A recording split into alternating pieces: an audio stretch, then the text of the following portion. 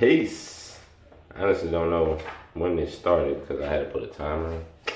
Anyway, peace. What it is, I like to share some information with you today. Right?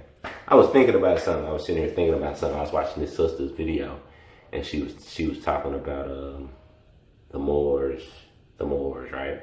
And she was just reading history, and then she said there is a belief that we are all Moors, and then she went on, and then she blah blah blah blah blah, and then she said at the end it was about Masons, and she basically showed how.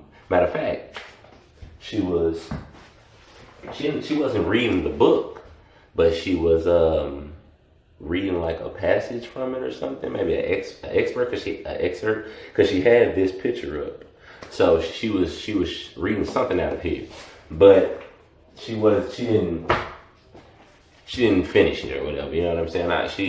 She must not have read the book because of the way she was saying. She was like, she doesn't want to subscribe to being a Moor or being a Hebrew Israelite or being a Pan-Africanist or whatever. She was like, you know what I'm saying? She don't want to put a label on her as, you know, a spiritual being. Or I can't remember her premise or whatever. But my point was, I was just thinking about it, and I was like, we really don't have a good understanding of this Moorish paradigm.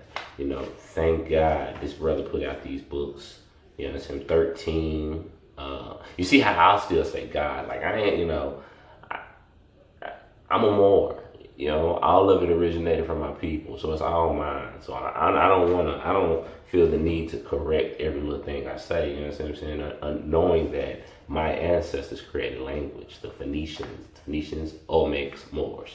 All right, so anyway, so you know what I'm saying, the brother wrote these books. If you read all 13 of them, it really give you an idea of, it gives you a premise, a foundation to start studying. You see what I'm saying? Because a lot of the times we're reading things about ourselves and we don't know what we're reading about ourselves.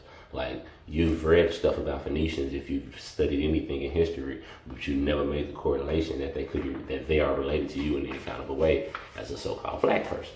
So, you know, I was thinking, and I was going to just give my perspective, but then I started looking in this book and I'm like, shit, I can just read this. So, you know what I'm saying? This is about a brother, Hakeem Bey.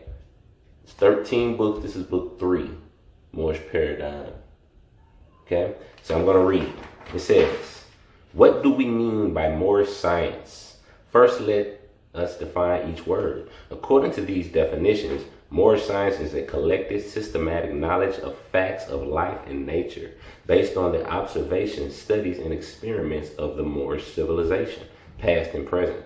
The reason I say past and present is because the present civilization we live in is the Moorish civilization, only presently under the custodianship of European Masons.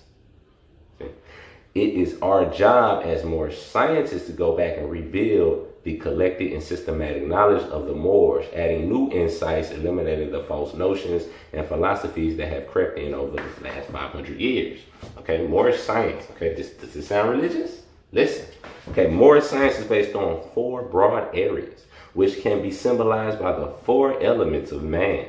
These 4 elements are earth, water, air, fire. Okay, fire, spiritual science.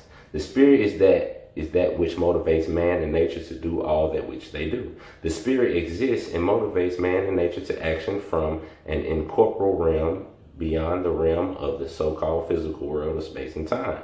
The spirit is the base of everything in the physical world. It is the cause of causes. It is the hand that fits perfectly into the glove of nature. Thus, study the spirit and study the basics of man, God, life, and motion. It corresponds to fire because fire can build or destroy life. It is a great catalyst and transformer of creation.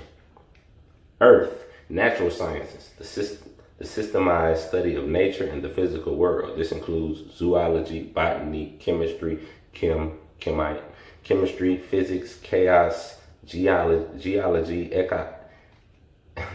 ecology. Natural sciences correspond to the element of earth because this science deals with the physical world, its properties